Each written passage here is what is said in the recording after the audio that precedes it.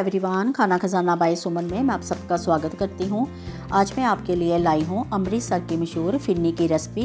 मुझे उम्मीद है कि हम सभी को कभी ना कभी मीठे खाने की इच्छा होती है, तो हमारी यही कोशिश होती है कि इसे जल्दी से जल्दी बना लें और खा लें। इस गर्मी के मौसम में आप अपने परिवार के लिए घर में रखे हुए दूध, चावल और चीनी से फिरनी को ईजिली बना सकते हैं। तो चलिए फिर शुरू करते हैं इसे बनाना। फिरनी बनाने के लिए सबसे पहले कढ़ाई लेनी है, फिर 2 गिलास दूध लेकर कढ़ाई में डाल दें। हो सके तो आप फुल क्रीम दूध का यूज़ करें, जिससे आपकी फिरनी मलाईदार और टेस्टी बनेगी। अब हमने दूसरा दूध का गिलास भी डाल देना है। अगर आपके पास फुल क्रीम दूध ना हो तो आप डेली रूटीन में दूध का यूज़ करते हैं, उसे भी आप ले सकते हैं। मीडियम फ्लेम पर दूध को चलाते हुए अच्छे से गर्म करना है। अब हमने एक बाउल में 1 कटोरी दूध अलग से लेना है। इस दूध का इस्तेमाल हम बाद में करेंगे, तब तक आप इन्हें एक साइड पे रख लें। तो आप दूध को साथ ही साथ चलाते रहें और इसमें डालने के लिए जो चीज़ें हमें चाहिए उसे भी रेडी कर लेते हैं। और साइड बाय साइड ये भी ध्यान रखना है कि हमारा दूध कढ़ाई के तले के साथ चिपके नहीं, इसलिए आप दूध को कंटिन्यू चलाते रहें। फिरनी को चावल के साथ बनाने वाले तो हमने 2 बड़े चम्मच चावल लिए हैं। चावल आप कोई सा भी ले सकते हैं। चावल को पहले अच्छे से धो लेना है और इसे 10 से 15 मिनट तक भिगाना है। फिर उसके बाद चावल में से पानी को निकाल लें। फिर उसके बाद आप इन्हें प्लेट में निकाल कर 15 से 20 मिनट तक पंखे के नीचे सुखा लीजिए। अब चावल को हमने ग्राइंड करना है, तो उसके लिए हमने इसे ग्राइंडर जार में डाल देंगे। बिना छिलके के हमने 8 से 9 बादाम की गिरी ली है। बादाम के छिलके को आप आसानी से निकाल पाएँ तो उसके लिए आप इन्हें 5 से 10 मिनट तक गर्म पानी में रहने दें। फिर आप इन्हें गर्म पानी में से निकाल लें। आप देखिएगा कि बादाम का छिलका आप बड़ी आसानी से निकाल पाएंगे। अब इसे भी डाल देना है। फिरनी का फ्लेवर इन्हेंस करने के लिए 2 छोटी इलायची हमने ली है। अगर आपके पास इलायची पाउडर है तो आप 1/4 चम्मच ऐड कर लें। इन सभी चीज़ों को हमने अब पीस लेना है। इन्हें पीसते हुए हमने इनका महीन पाउडर नहीं बल्कि इन्हें हल्का दरदरा पीस कर तैयार करना है। अब हमने इसे अच्छे से ग्राइंड करके तैयार कर लिया है और इसे हल्का दरदरा रखा है।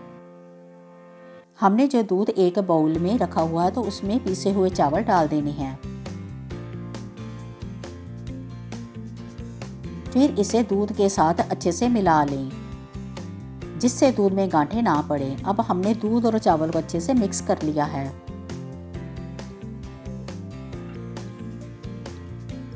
अब दूध में बॉयल आने लगा है। हमने जो चावल और दूध का मिक्सचर बनाया है उसे हम उबलते हुए दूध में डाल देंगे और फ्लेम को हमने कम ही रखना है और इसे कंटिन्यू चलाते ही रहना है ताकि चावल कढ़ाई के तले पे ना लगे।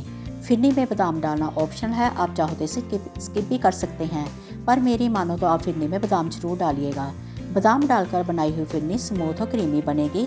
अगर बादाम वाली फिरनी बच्चे खाएंगे तो उन्हें पोषण भी मिलेगा। आप देखिए दूध और चावल के साथ पकने से ये गाढ़ा होने लगा है।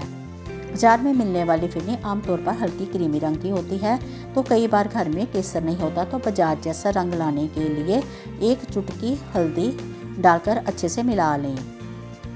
हल्दी डाल देने से फिरनी का टेस्ट में कोई फ़र्क नहीं आता, बल्कि ये इसे एक हल्का सा रंग और थोड़ी सी मिठास देती है।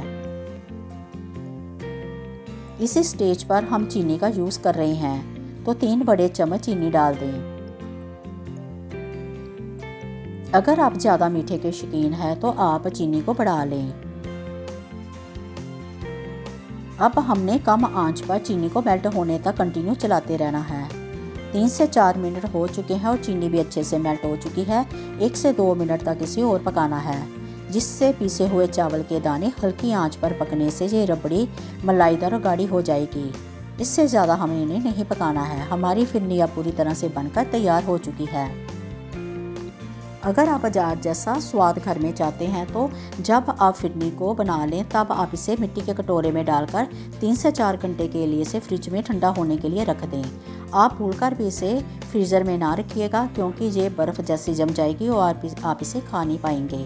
3 से 4 घंटे के बाद आप फिरनी को ठंडा ठंडा खाएँ। यकीन मानिए पूरी गर्मी आपके घर में रोज़ इसे बनाने की फरमाइश होगी।